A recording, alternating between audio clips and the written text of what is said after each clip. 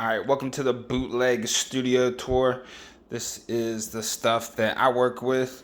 Just finally got a new computer, which is not bootleg, that allows me to record and get everything going. The Acer Predator Helios 300. This thing is an absolute beast. Next up, my favorite piece of machinery here, the MPC Element. I think I got this for about $70 on an eBay auction. As you can tell, it has a nice little food stain or something like there and some crusties all over the place. Also, I like to use the LPK25. I use more of this just for bass lines and especially like trying to find the key at 808s and stuff like that. Beats Studio 3 headphones. As you can see, I've got some wear and tear on those. Hard drive to put all the extra stuff to unclog the computer. The blue snowball, which is white. That's about it. Now you might be wondering why I make beats in the kitchen, and it's because that's where I cook. Alright, so I just got Fruity Loops set up on this new computer, and I completely forget how to set up the MIDI settings. Ooh! I'm going to see if I can remember before I have to go to some YouTube channel. I got to download the drivers and shit for this, don't I? Oh yeah, got to find the driver. Off to a good start. I don't think mine lights up like that anymore. Driver. I was worried about trying to get the MIDI configured in FL Studio. This is a lot larger task than I thought it was going to be. Is it that simple? Are we banging already? No. Oh, I gotta look it up on YouTube.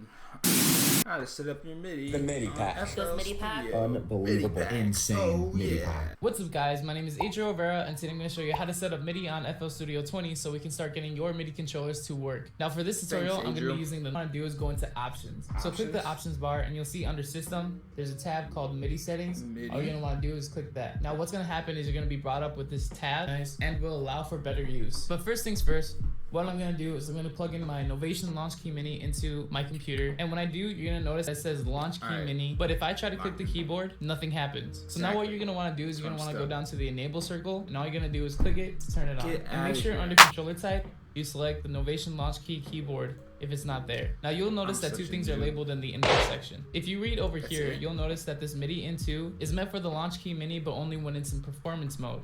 So if you're ever going to use this in performance mode, you're going to want to use and do the same thing. Make sure controller type. Get out of here, Adrian. Good stuff, buddy. I'll give you a like. Just like that. No driver. Let's go. Now if I can remember how to set up this FPC, I might have to go back and watch my own video for this one. Ugh.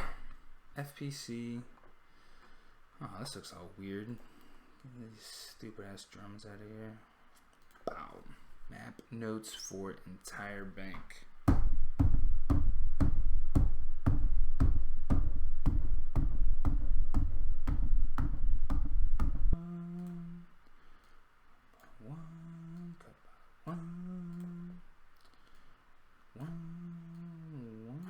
Alright, I'm gonna go to the master, open up a Eddie,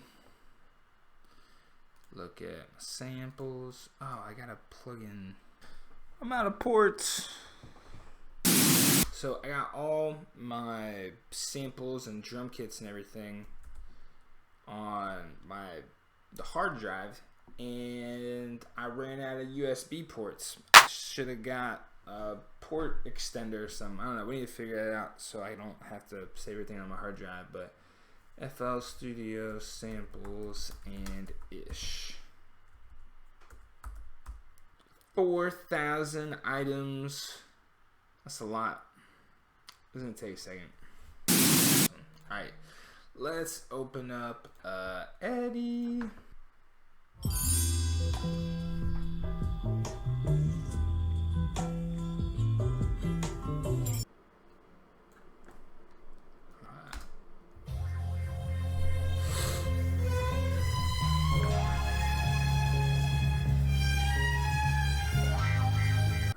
this back on zero crossing, get all the 0 points. So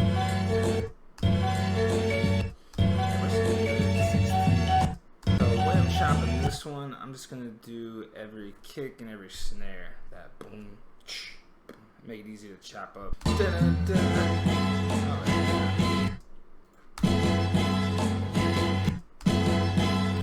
Alright, I'm gonna just do with the one. I don't need the two. Now if I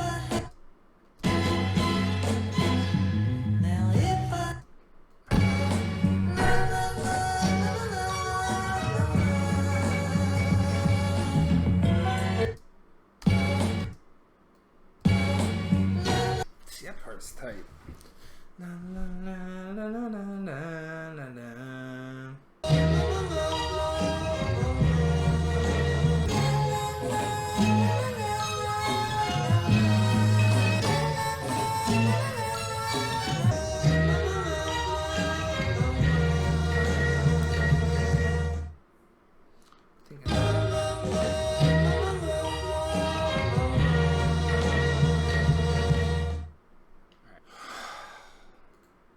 MPC.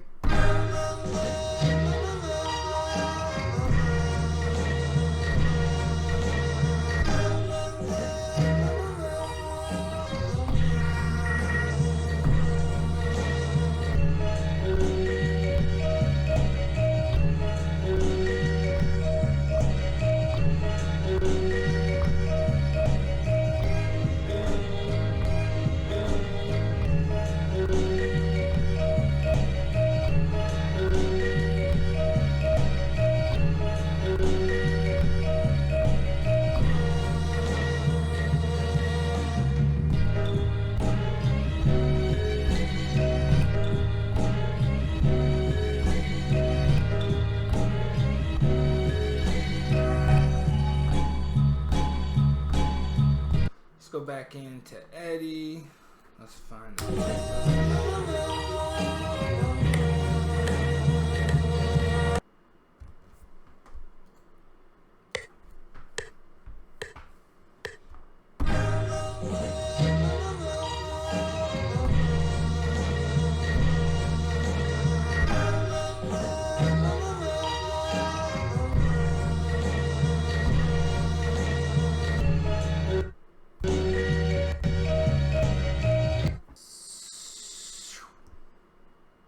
Alright, we're just gonna use this part as like an intro. I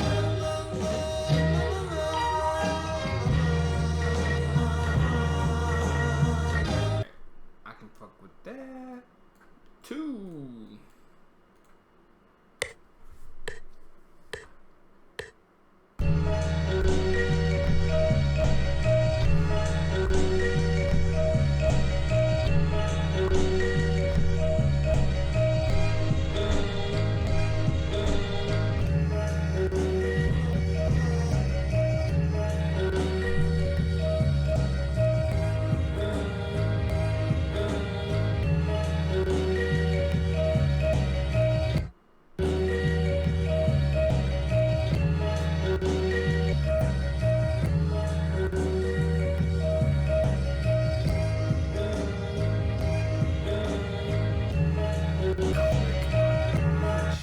Chop. This is brutal.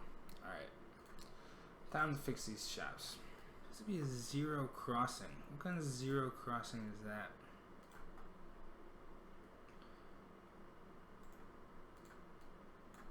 I think after I change the pitch and the time on it, then it...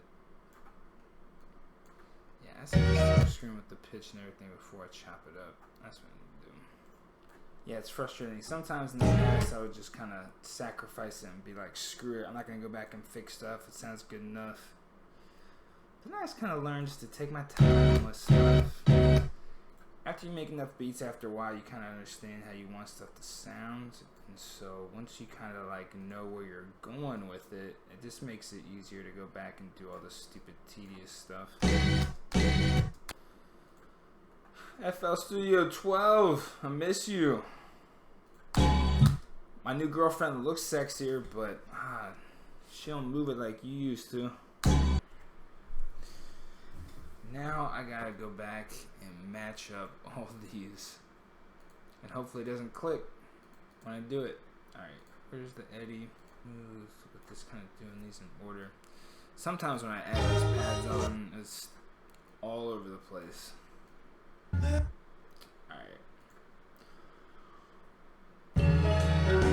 Ah, no more clicks. That shit sounds fucking good. Put EQ on this guy, take that bass out, put it in my own later. What's this? Oh, you're not gonna need a hard cut anymore? FL12! So I like to get a little bit of the bass line in there. Even though I'm gonna add my own bass line. I might just use the bass line from this one. I'll show you how to do that, but I like this. She got Maximus FL20.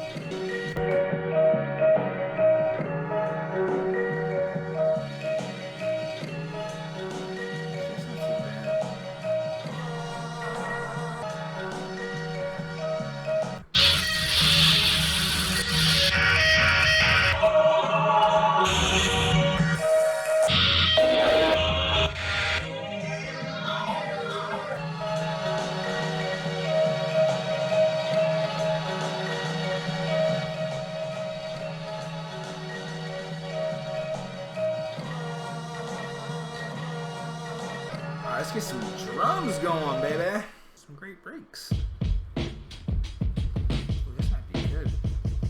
Yeah, this one. Alright, I'm gonna open up another Eddie.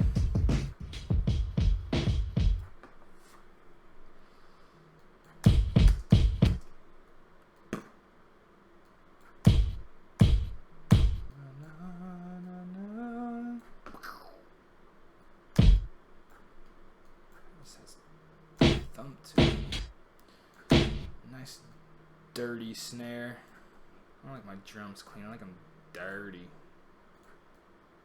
Oh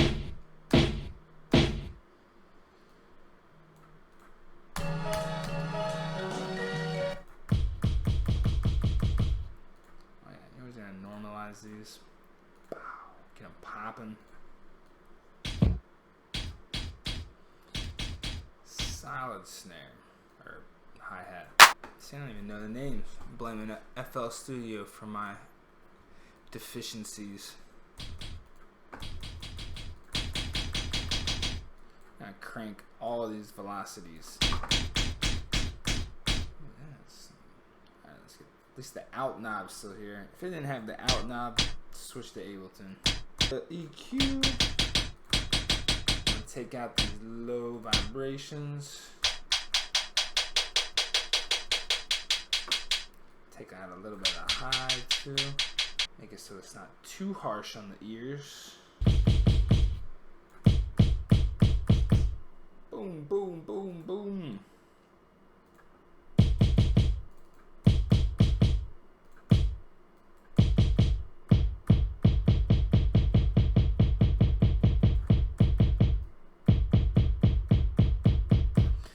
Take off a little bit of the high end, definitely some of the sub bass.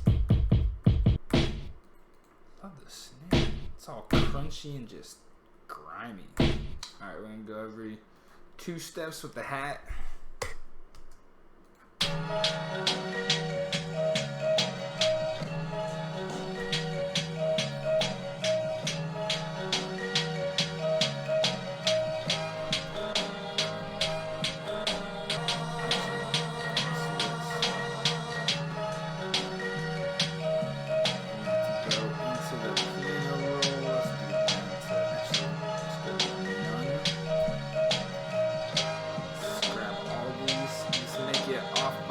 Little bit. Just give it a little bit of bounce. I'm gonna put all these up.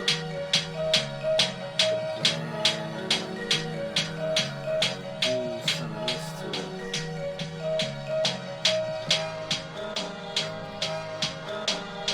I want that first one to be loud. The rest of it, I just want it to kind of have a little bit of different velocity changes. I mean, let's be honest what we're doing with the snare here. Nice and simple. This hi-hat's way too loud.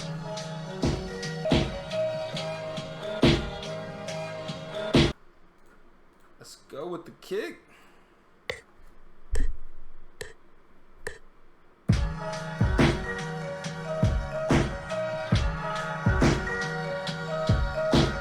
Boom.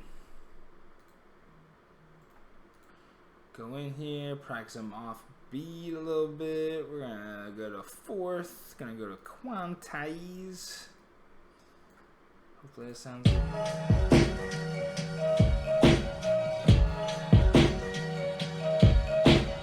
Boom, boom, boom. Alright, so here's how I'm gonna do this bass line. I think I'm gonna use, alright, so I'm gonna open up another eddy, the sample, and I'm gonna just focus on this low end. On play.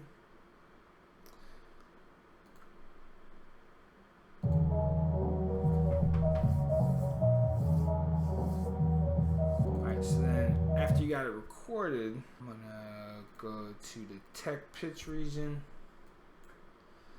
to C. That just gives me an idea of where to set my bass line at. Right. Oh, here we go. Oh! Oh! We're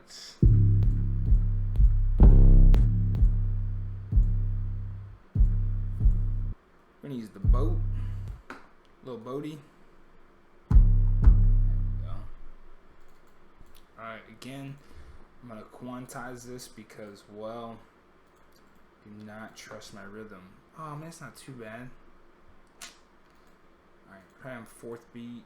Quantize.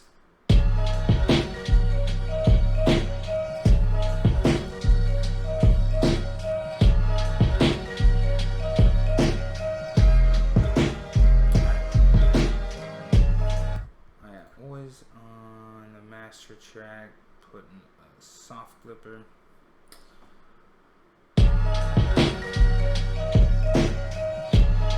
That's pretty much it. I'll probably spend the next 7 years trying to